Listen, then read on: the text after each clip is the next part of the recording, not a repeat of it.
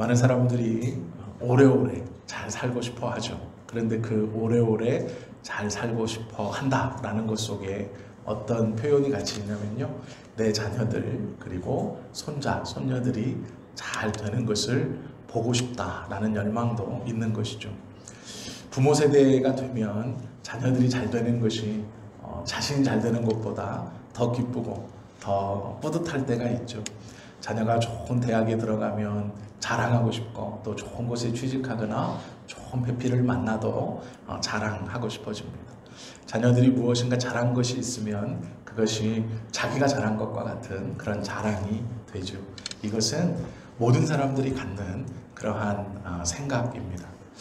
그런데 우리는 내가 자녀를 잘 양육해서 이 자녀가 하나님 앞에 부끄럽지 않고 세상 앞에 부끄럽지 않아서 하나님 앞에서도 인정받고 세상 앞에서도 인정받는 좋은 자녀들로 잘 성장하기를 위해서 기도하고 또 그렇게 노력합니다.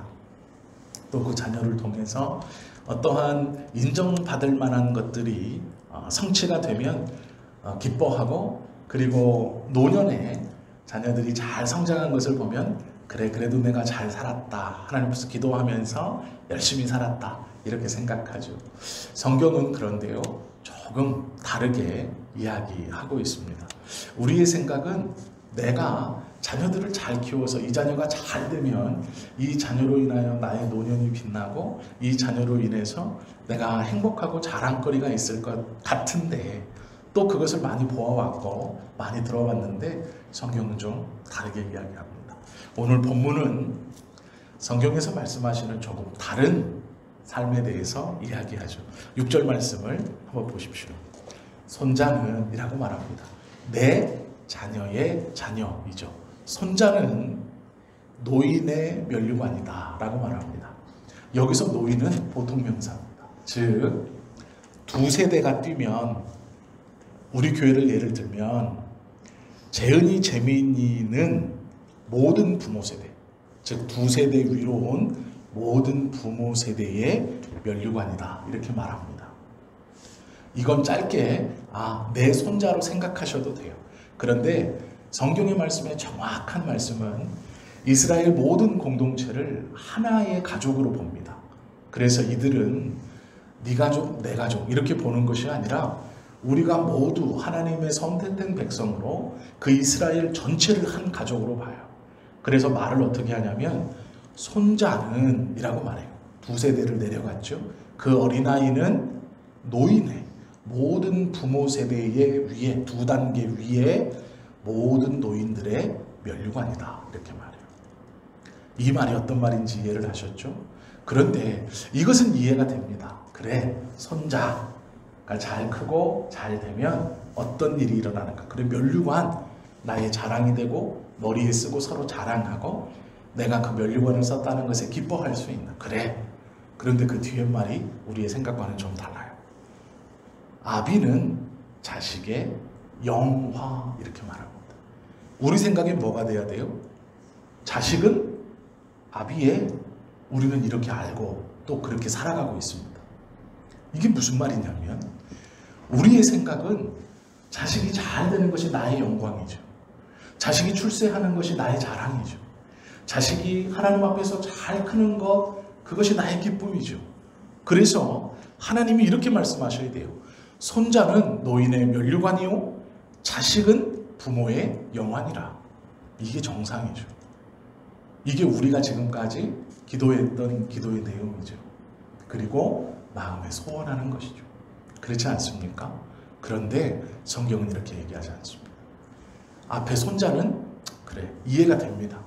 그런데 뒤에 아비가 자식의 영광이다 라는 말이 뭘까라는 거예요. 이것은 우리가 생각하는 것과는 조금 다른 성경의 말씀입니다. 우리는 지금까지 자식이 나의 영광, 자식이 나의 기쁨, 자식이 나의 만족, 그래서 내가 그 자녀를 위해서 열심히 기도하고 뒷바라지하고 열심히 양육했어요. 그리고 그 자식이 잘됨을 위해서 열심히 기도했어요. 하지 말라는 얘기가 절대로 아닙니다. 그것은 성경에서도 부모된 자가 마땅히 해야 되는 의무이고 책무예요. 또 어느 정도로 얘기하냐면 부모된 자는 청지기로 자녀를 잠시 맡아 키운다라고까지 말씀합니다. 이 자식은 하나님의 것인데 그것을 나에게 잠시 맡아서 키워라. 내 자식이지만 너에게 키울 수 있는 기회를 주겠다. 이게 무슨 말이냐면 우리 생각에는 이 자녀들이 잘 되는 것 하나님께서 무엇이라 말씀하시냐면 내가 하나님이라는 거예요. 내 자녀는 원래 내 거라는 거예요. 즉 이건 로얄 패밀리라는 겁니다. 즉 왕의 자녀를 너에게 키울 기회를 주겠다. 그러면 우리는 보모로 받고 있는 거예요. 보모로. 대리모로 받고 있는 건데 문제가 뭐냐면 이 왕이 왕으로 이 왕자가 왕으로 잘 크면 나의 신분도 같이 올라간다라는 거예요. 그래서 성경의 말씀대로라면 자녀를 잘 양육하면 하나님께서 당신의 것을 도로 찾을 때, 즉 나의 것을 도로 내 자녀를 내가 찾을 때 이 자녀가 내 로얄 패밀리 왕의 신분을 맞게 자랐다면 그렇게 키운 너도 함께 올려오겠다라는 말이에요. 그래서 청직이라는 말은 굉장히 중요한 말입니다. 우리에게 하나님, 이 자녀는 하나님의 것이고 제가 대신 키우는 청직입니다라는 고백은 이 자녀를 잘 키워 이 자녀가 하나님 앞에 올라갈 때, 드려질 때 저 또한 같이 드려진다. 그 기회를 주셨다라는 의미예요. 우리 생각에 그러면 이 자녀를 그렇게 잘 키우는 것이 중요할 것 같은데 성경은 조금 다르게 얘기해요. 그것이 우리의 생각이 정상적인 생각이라고 생각했지만 반대로 얘기합니다. 아비가 자녀의 영광이다 이렇게 얘기해요. 특별히 영광이라는 것 중에 최상급인 영화라고 기록하고 있습니다. 이 말이 왜 중요하느냐? 내가 내 자녀에게 나는 내 자녀를 통해 내가 이루지 못한 것을 이루고 내가 누리지 못한 것을 누리고 내가 하지 못한 것을 하게 하면서 그것이 나의 영광, 기쁨이라고 생각했습니다. 자랑. 그렇게 되려고 자녀를 위해서 기도했고 수고를 마다하지 않았어요. 그건 잘못한 게 아닙니다. 그런데 문제가 뭐냐? 성경은 이걸 반대로 얘기하고 있어요. 그건 내 것이고 나, 부모된 너, 아비된 네가 자녀의 영광인데 그냥 영광이 아니고 영화. 이 영광이라는 것의 최상이에요. 그리고 계속되는 거예요. 왜 이렇게 말씀하시느냐? 이것이 잠언이기 때문이에요. 잠언은 솔로몬이 자신의 아들 르호보암에게 지어서 삶의 지혜를 준 성경의 말씀이기도 하지만 아비가 자녀에게 준 지혜서예요. 솔로몬의 아버지가 누굽니까? 다윗이죠. 이제 오후니까 조금 자유롭게 말씀을 드릴게요.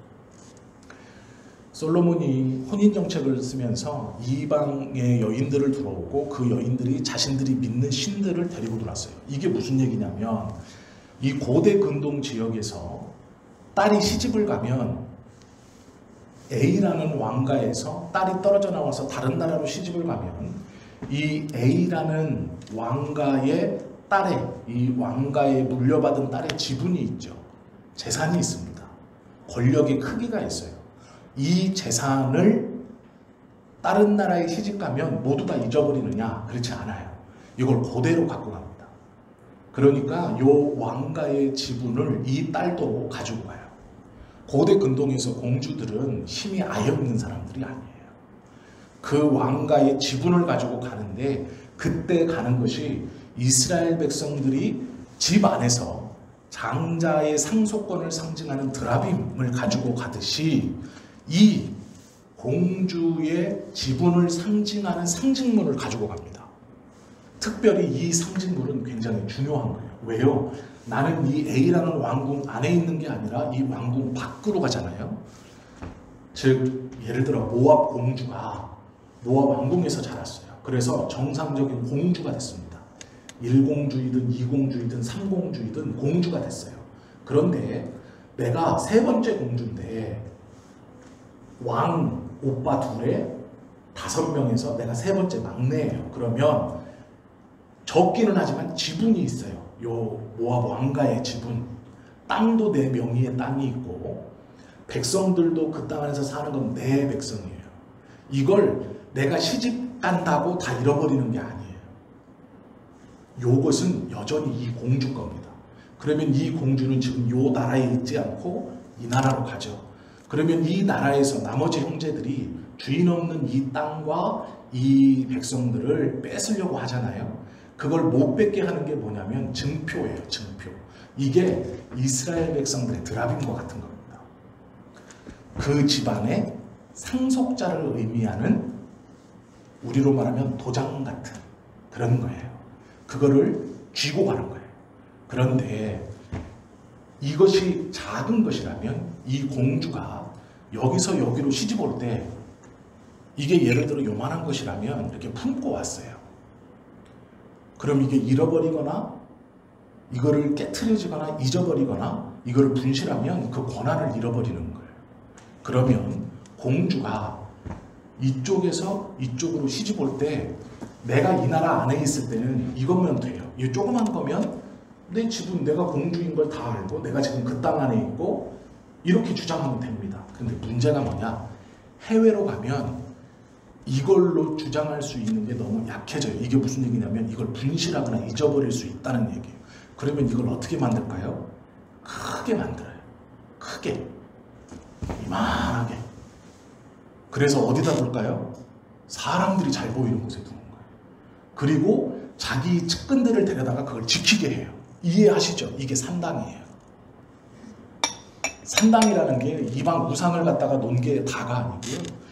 자기가 A라는 나라의 공주, 그 지분에 대한 상징을 일부러 사람이 많은 수도에다가 건물을 얻어서 세우고, 원래는 요만했던 상징물을 크게 키워서 아예 가져가지 못하도록, 누가 훔쳐가지 못하도록 딱 놓고 그곳에다가 자기가 믿는 신상을 세워서 이 신상을 믿으라는 게 아니고 이 신 보고 이걸 지켜달라는 거예요.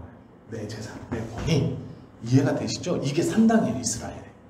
솔로몬이 허락한 이유는 뭐냐면 이방신을 두려우는 것을 허락한 게 아니라 내가 당신한테 시집 가는데 내 지분을 상징하는 이 상징물에 내가 너한테 시집가면서 내 권리나 내 지분이나 이런 걸 다 뺏길 수 없지 않냐. 너는 부인이 지금 몇 명이고 첩이 몇 명인데 나도 내 권위를 가지고 가야 돼. 지켜야 된다.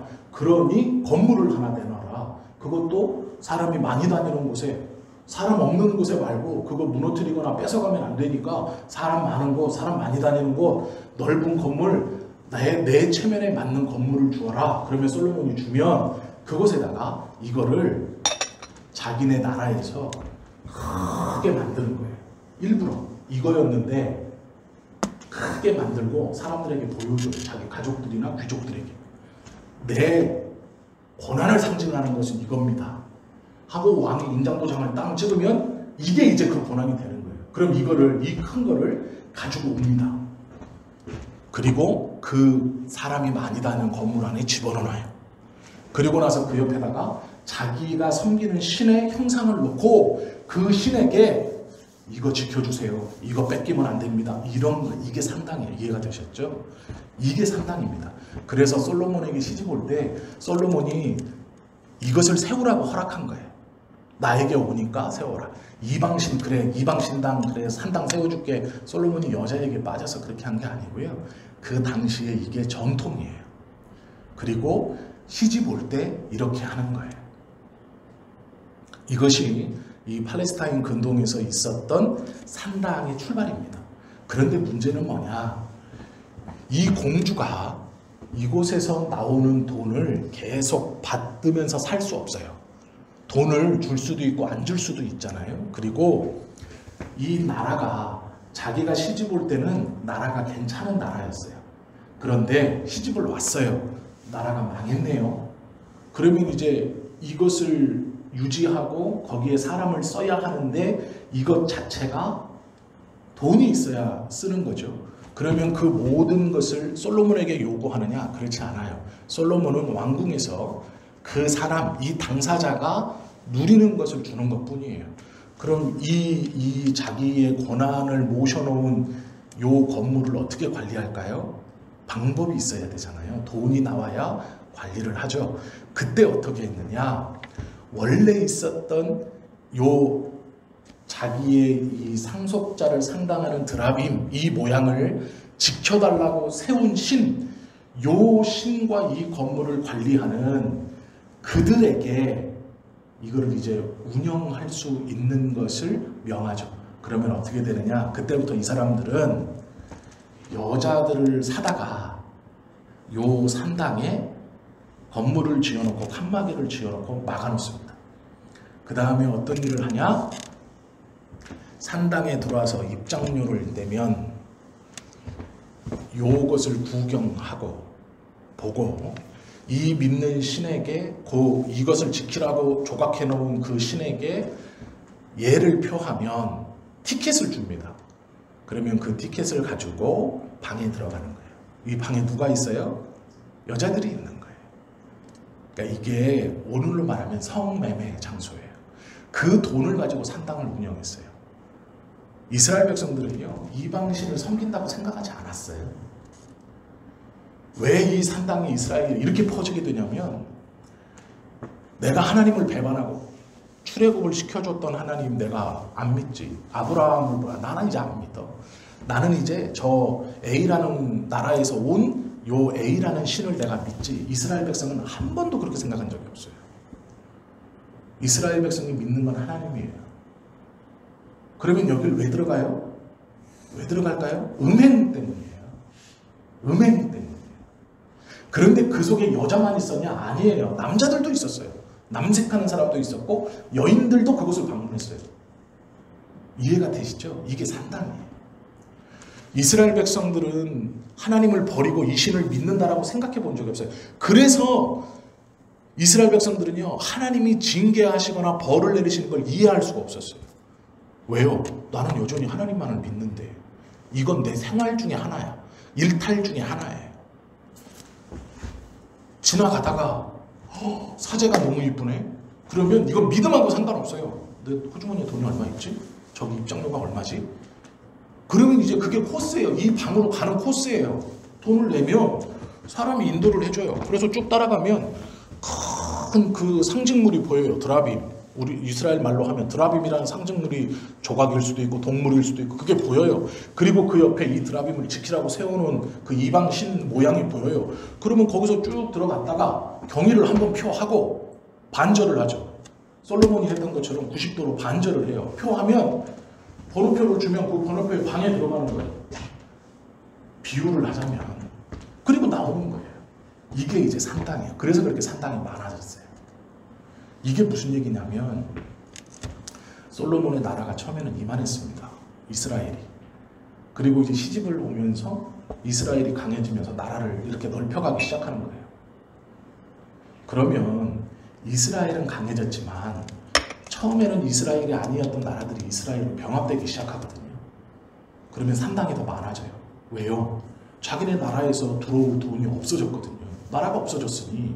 그러니 결혼했던 공주는 어떻게 하겠어요? 솔로몬의 첫 부인은 산당을 그렇게 운영할 수밖에 없는 거예요. 이게 없어지면 자기가 공주라는 자체가 사라지는 것과 똑같은 거예요. 그 건물이 없어진다는 거. 만약에 그 건물을 운영하지 못해서 솔로몬이 야, 너 그거 건물 있으나 마나 빼. 이러면 이제 자기는 완전히 공주라는 자체 그 어떤 나라를 대표한다는 것도 없어지는 거예요. 그래서 산당이 많아집니다. 이스라엘 백성들이 산당에 출입하는 이유가요, 거기서 신을 섬기는 행위가 아니에요. 이것이 그 당시에 넓게 퍼져 있는 그런 전통, 아니 일상생활이었습니다.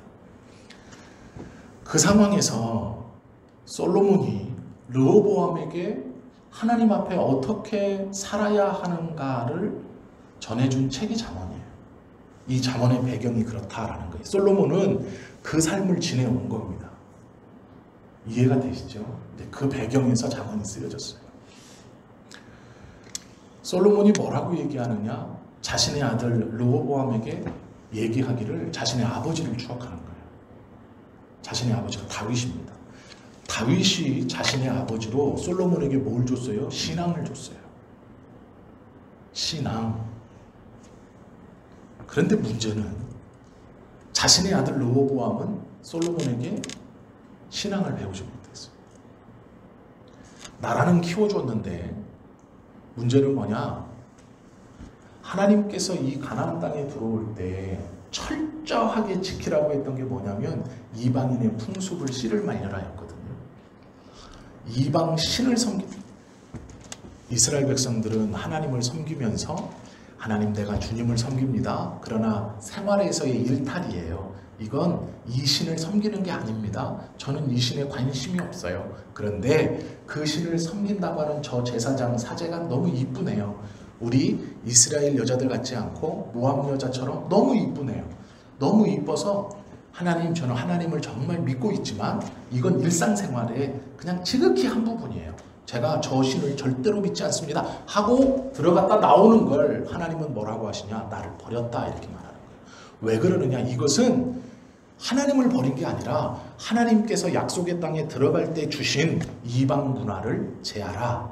오전에 우리가 들었던 죽은 자를 위하여 칼로 몸을 베고 이마에 이 양 미간 사이에 털을 밀지 말라라는 것처럼 이방인의 습관을 쫓아 행하지 마라 라고 말씀하신 걸 어겼기 때문에 나를 버렸다 이렇게 표현하시는 거예요. 그렇게 말씀하시는 거예요. 이해가 되셨죠? 솔로몬이 자신의 아버지에게 받은 것이 무엇인가를 생각합니다. 아버지는 다윗이에요. 목동에서 왕이 된 입지전적 인물이죠. 그런데 그 다윗은 솔로몬이 보기에 목동에서 왕으로 섰을 때 자신의 어머니와의 관계를 보고 자기가 자라오면서 봤던 아버지는 성전 중심으로 사는 아버지예요. 솔로몬은 자신의 아버지가 젊었을 때 목동이었다는 얘기도 들었지만 그걸 본 적은 없어요. 이미 솔로몬이 태어나서 있을 때는 왕권이 강화되어 다윗이 이스라엘의 2대 왕으로 우뚝 섰을 때예요. 그리고 어느 정도로 다윗이 힘이 좋았냐? 원래는 헤브론에 있다가 예루살렘에 입성해가면서 누구도 근접할 수 없고 범접할 수 없는 왕권을 강화시킬 때 솔로몬이 자라서 그것을 보기 시작하는 겁니다. 그런데 그렇게 강력한 다윗이 매번 성전에 가서 하나님께 제사하고 그 하나님께 노래하는 거예요. 모든 전투마다 다윗은 하나님께 응답받고 출전하는 것을 이 사람은 본 거예요. 이 사람은 밧세바의 사건 뒤로 태어난 게 솔로몬입니다. 다윗이 밧세바의 사건을 통해 크게 넘어졌어요. 그 다음에 다윗은 어떻게 했을까요? 정신이 바짝 차린 거죠. 그리고 나서 어떻게 했을까요? 전쟁 때마다 이제 하나님의 말씀 그리고 하나님의 응답이 떨어지지 않으면 전쟁에 나가지 않아요. 전쟁에 개시하지 않습니다. 왜요? 넘어진 전적이 있거든요. 그리고 엄밀히 말하면 솔로몬의 형이 그것 때문에 죽었어요. 태어난 지 3일 만에. 호흡곤란으로 파랗게 되어서 숨 막혀 죽은 것이죠. 하나님이 그렇게 크게 울었다라고 하는데 호흡기관을 뚫어주지 않은 거죠. 그래서 죽었어요. 다윗이 그것을 경험하면서 침상으로 눈물을 띄웠다라고 표현할 정도로 하나님 앞에 회개하며 그 뒤의 삶이 어땠는가, 솔로몬이 그 뒤에 보았던 다윗의 삶이 어땠는가 우리는 충분히 짐작할 수 있죠. 솔로몬은 아비에게 그것을 받았어요. 그래서 자기가 왕이 됐을 때 그 아비가 하던 대로 하나님의 성전에 나아가 일천번제를 드리는 거죠. 소 1000마리를 잡아서 왕이 할 수 있는 최고의 제사를 하나님 앞에 드리는 게 일천번제. 1000일 동안 제사를 드렸다는 얘기는 아니고요.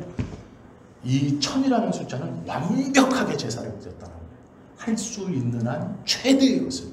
아마 우리가 지지난주에 배웠지만 6월절에 양이 약 28만 마리가 죽는다고 기록에 있죠. 요세푸스의 기록에.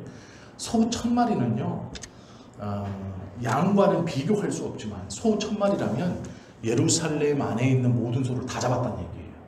그러니까 이게 무슨 얘기냐면 일천번제라는 것은 예루살렘 성 안에 있는 모든 소를 하나님께 다 드렸다 이런 말이에요. 소는 농사에서도 굉장히 중요하고요. 수레를 끄는 아주 중요한 거예요. 양하고는 달라요. 양은 먹으려고 키우지만 소는 생존 때문에 키우는 거예요. 그런데 그 소를 일천번제라는 건 성 안에 있는 소를 다 잡았다 이런 뜻이거든요. 최대한 드릴 수 있는 걸 다 드렸다라는 뜻이에요. 이게 뭐냐면 예루살렘의 생업을 하나님께 맡깁니다라는 의미였어요. 그래서 하나님 좋아하신 거예요. 1,000번제를 드려서 소천 마리 나한테 줘서 하나님이 좋아하신 게 아니고 다윗도 해보지 못한 순종이에요. 이게 1,000번제를 드렸다는 건 단순히 예배 1,000번 소 1,000마리 와 많이 드렸네 그래서 하나님 기뻐했구나 아니에요. 이스라엘의 먹고 사는 문제, 생존에 꼭 필요한 우물을 파야 되고 밭을 갈아야 되고 이 수레를 끌어야 되고 포도 이걸 돌려야 맷돌을 돌려야 되는 이 소를 이스라엘 내 하여간 성 안에 있는 모든 것들을 다 잡아서 하나님께 드렸다라는 의미거든요. 그 의미는 우리의 먹고 삶이 주님께 있습니다. 내 목숨이 하나님께 있습니다라는 완벽한 순종이에요. 헌신, 복종입니다. 그러니까 하나님이 기뻐하신 거예요. 그래서 내가 너에게 뭐를 주려 하신 거예요. 솔로몬이 아비 다윗이 어떻게 사는지를 보았기 때문이죠. 그리고 왕권이 약했던 이 솔로몬이 이스라엘의 먹는 문제, 우리의 죽고 사는 건 하나님께 달려 있습니다라는 그 각오로 모든 소를 다 잡아들인 게 1,000번째. 그러면서 하나님이 기뻐하셨고 내가 책임져 줄게 하신 것이죠. 내가 너에게 무엇을 줄까라고 말하시죠. 이건 놀라운 응답이죠. 솔로몬은 그 아비에게서 신앙을 본받아 하나님 앞에 순종함으로 하나님의 영광을 또 받았죠. 이것이 아비가 자식의 영광이라 라는 말이에요. 솔로몬은 르호보암에게 이걸 전달해주고 싶었어요. 그런데 문제는 솔로몬의 노년에 우리가 아는 것처럼 이스라엘은 어떻습니까? 하나님의 말씀을 버린 민족이 된 거예요. 하나님의 말씀을 버렸다는 게 솔로몬도 그랬을 거예요. 내가 하나님을 섬기지 않는 것이 아닙니다. 내가 저 이방신을 섬기는 것이 아닙니다. 시집을 왔는데 내 노년에 우리 이스라엘의 마지막까지 변방에 붙어서 대적하던 저 강력한 나라에서 나에게 시집을 왔는데 하나님 내가 이제 나이도 들었고 내 아들 르호보암에게 왕권도 물려줘야 하는데 여기서 싸우면 서로 큰 손해입니다. 그런데 시집을 왔네요. 온다네요. 그리고 하던 대로 산당을 지어서 자기의 그 권한을 증거하고 이걸 지킬 신을 데려다 놓고 나보고 개업하는데 와서 인사를 하라고 그러네요. 이해가 되시죠? 그래서 간 거예요. 이걸 믿어서 간 게 아니에요. 어떤 의미로 간지를 알겠죠? 그 의미로 들어간 거예요. 그리고 거기다가 이스라엘 백성들이 하듯이 반배를 하죠. 경배했다고 안 해요. 솔로몬이 그곳에 반배, 우리로 말하면 90도 인사예요. 이게 뭐냐면 그냥 예를 표하는 거예요. 그런데 하나님이 뭐라고 그래요? 그 전에 이스라엘 백성들이 그렇게 했던 것을 가지고 나를 버렸다. 왜? 이방인들의 행위대로 한다라는 거예요. 이건 단순히 행위가 아니라 말씀을 버렸다라는 거예요. 솔로몬은 이스라엘 백성들과 마찬가지로요. 하나님을 버린 적이 없어요.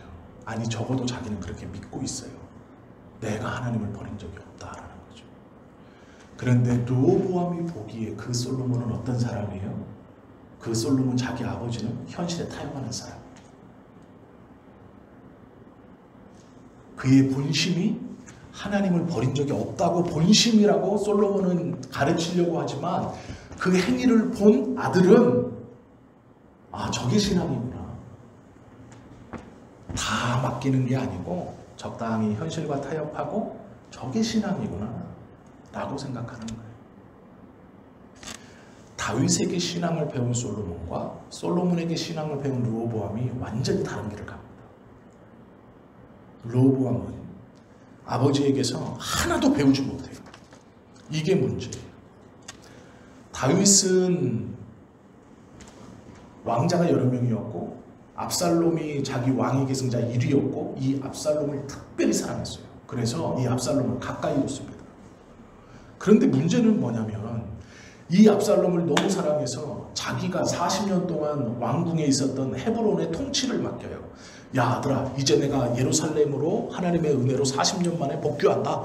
원래 사울왕이 했던 예루살렘 성전에 들어가서 아버지가 이제 진짜로 이스라엘의 진짜 왕, 하나님께서 인정하시고 성전 바로 붙어있는 그 성전에 들어간다. 왕궁의 역할을 했던 이 헤브론, 너무 크고 야곱에서부터 이곳에서 하나님의 복이 선언되었던 이 땅, 내가 40년 동안 탕치하며 이스라엘을 다스렸던 이 땅, 압살롬 너에게 맡긴다고 준 거예요. 거기서 반란 일으킵니다. 그리고 쳐들어와 예루살렘으로. 솔로몬의 입장에서는요, 아버지에게 보고 배운 그 직접적인 말로 보고 배운 게 없어요. 즉 교제가 없어요. 왜요? 너무도 탁월하고 뛰어난 형들이 많았어요. 위로. 그리고 자기는 혈통적으로 약했습니다. 로얄 패밀리가 아니에요. 본부인에게서 난 자식이 아니에요. 보고만 있었던, 듣고만 있었던 그 아버지는 하나님에게 모든 것을 맡기는 왕이에요. 그렇게 신앙을 배웠어요. 즉 말로 가르치지 않았지만 행동으로 신앙을 보여준 것이 다윗이었어요. 그런데 솔로몬은요, 오늘 본문 보세요. 말로는 가르치는데 행동은 아니에요. 말로는 얼마나 지혜로운 사람입니까? 이 잠언을 우리도 우리 아이들에게 읽으라 그러죠. 지혜서라고 그래서 말해요. 그런데 문제는 아들인 르호보암은 말로는 아버지가 말하는 하나님을 들었는데 행동으로 본 적이 없어요.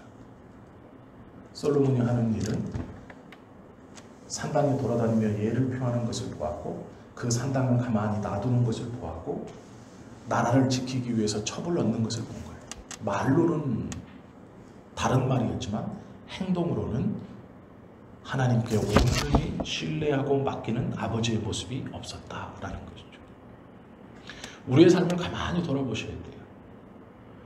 내가 마음으로 한 번도 하나님을 떠난 적이 없고 어긴 적이 없고 하나님을 내가 안 믿은 적이 없어요. 우리도 그렇죠. 그러나 우리의 삶이 하나님의 말씀을 떠났다는 건 내 현실에서 하나님, 이것은 내가 하나님을 떠나는 게 아니고 예를 표하고 내가 지금 필요한 것을 얻기 위해, 내가 지금 열망하는 것을 갖기 위해서 예를 표하는 겁니다. 저는 하나님을 온전히 믿어요. 내가 믿는 이는 하나님이고 내가 붙드는 이는 하나님이에요. 이렇게 우리도 잘못된 고백은 바르나 삶의 모습은 잘못될 수도 있다는 거예요. 또 반대로 말은 잘하지만 삶은 그대로 살지 못할 수도 있다는 거예요. 어떤 게 지혜로운 삶인가 우리가 좀 고민해 보아야 하죠. 솔로몬의 삶은 잠언을 읽어보면요, 잠언서에 내 아들아, 아들아 이렇게 부르는 게 한 20번 나와요. 그 아들아는 누굴까요? 르호보암이에요. 나 다음에 왕이 될 르호보암. 그러면서 하나님께서 주시는 지혜를 가르쳐주고 싶었어요. 문제는 열왕기상 12장 13절 14절 말씀에 보면 이런 기록이 있어요. 왕이 포악한 말로 백성에게 대답할세. 솔로몬 다음에 르호보암이 왕이 됐거든요. 그 르호보암이 지금 대답하는 말이에요. 그런데 성경은 뭐라고 말하냐? 포악한 말, 이렇게 말해요. 르호보암이 말하는 거예요. 왕이 포악한 말로 백성에게 대답할세. 노인의 자문을 버리고 어린 사람들의 자문을 따라 그들에게 말하여 이르되 내 아버지는 너희의 멍에를 무겁게 하였으나 나는 너희의 멍에를 더욱 무겁게 할지라. 내 아버지는 채찍으로 너희를 징계하였으나 나는 정갈 채찍으로 너희를 징치하리라. 이 징치라는 말이 위험한 말인데요. 징치라는 말은 권력자가 힘없는 자의 것을 강제로 빼앗아가 징치예요. 그런데 르호보암이 고백하는 아버지의 모습을 보세요. 아버지는 어떻게 통치했어요? 멍에로. 그러나 나는 더 무겁게. 아버지는 너희를 채찍으로, 그러나 나는 정갈 채찍으로. 솔로몬이 하나님을 안 믿는 자인가요? 아니요. 솔로몬이 하나님에 대한 경배를 소홀히 한 적이 아니에요. 솔로몬이 하나님의 은혜를 받아서 지혜롭게 되었죠. 그가 왕이 될 때 자기가 할 수 있는 최고의 신앙 고백, 이스라엘의 먹고 사는 문제를 모두 다 하나님께 드립니다라는 마음으로 일천번제 성 안에 있는 모든 소를 다 죽여 하나님께 드렸어요.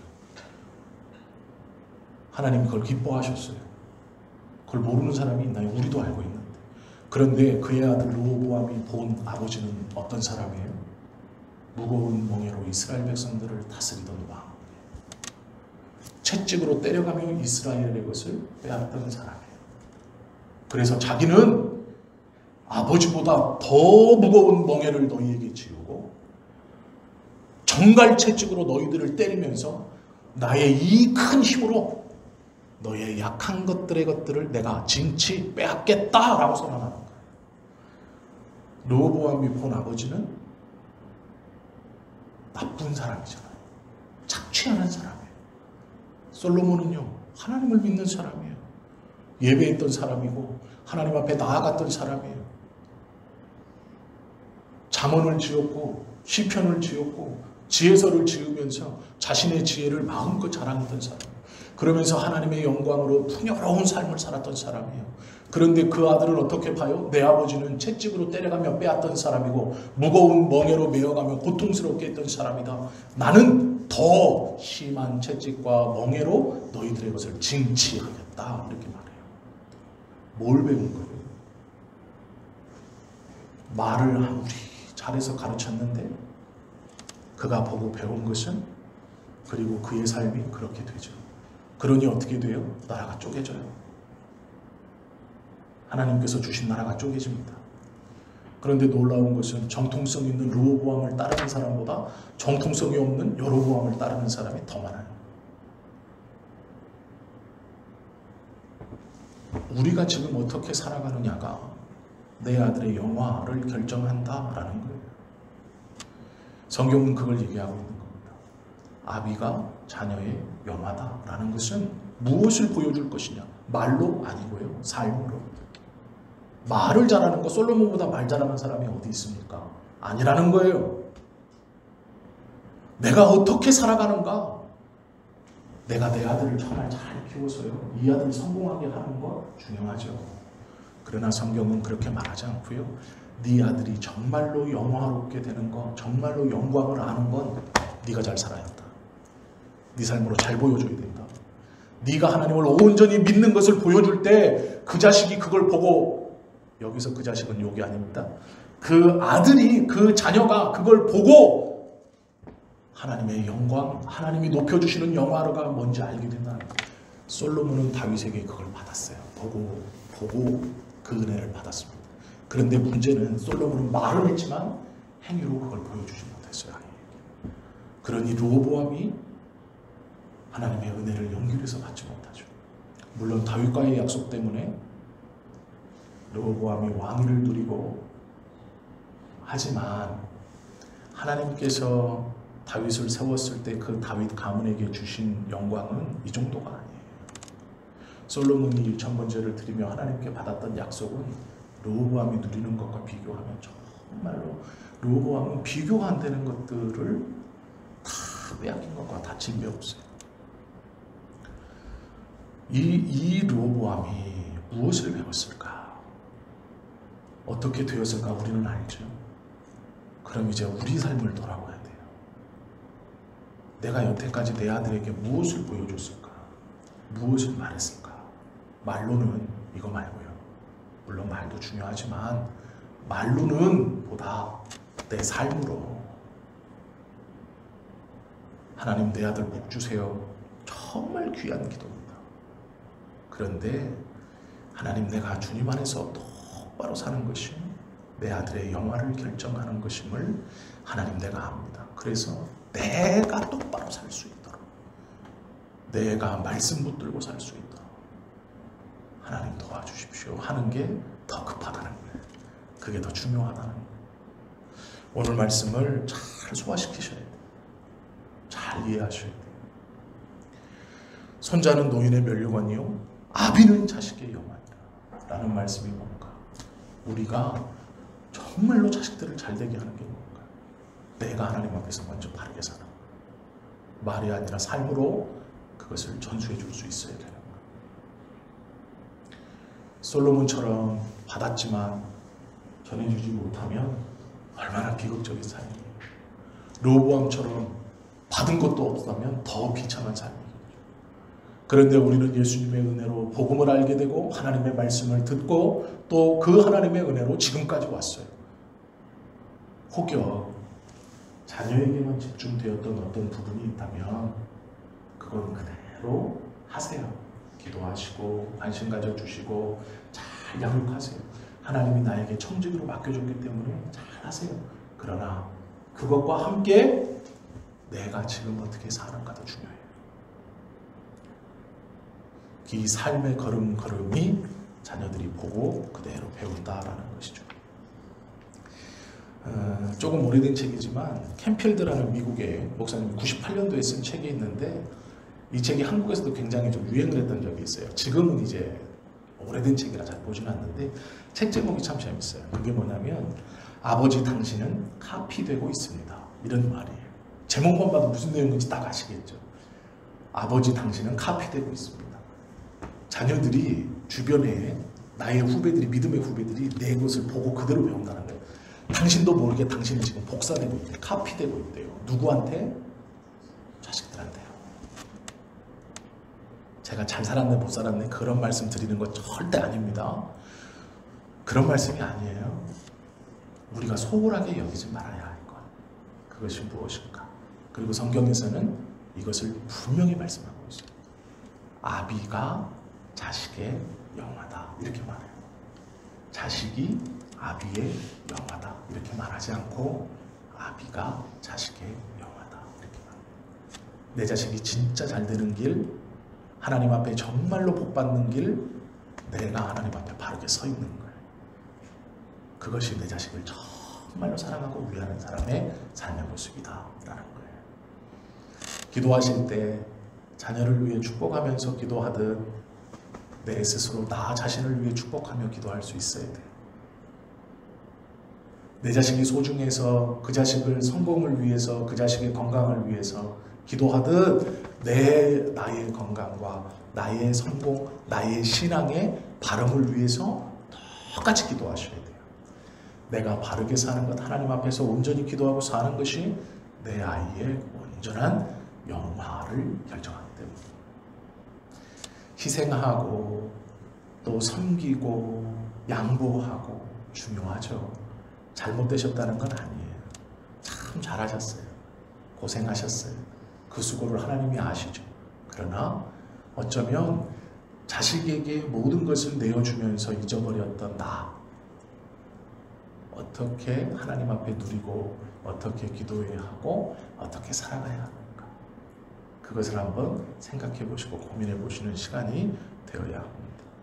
그래서 다윗처럼 솔로몬에게 좋은 것을 줄 수 있고 그 기도로 솔로몬이 르호보암에게 좋은 것을 주지 못한 이것을 반면교사 삼아서 하나님, 나는 다윗과 같이 좋은 것을 주는 부모, 또 우리의 자녀도 다윗과 같이 좋은 것을 줄 수 있는 믿음의 대를 온전히 이어갈 수 있는 그러한 은혜의 사람이 되겠습니다 라고 기도하셔야 됩니다.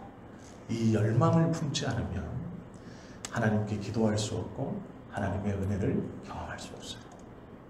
우리가 말씀을 통해서 내 삶을 돌아보고 우리의 기도를 돌아보는 그러한 귀하고 복된 삶을 살아가실 수 있는 우리 모두가 되실 수 있기를 예수님의 이름으로 축원합니다. 기도를 드립니다.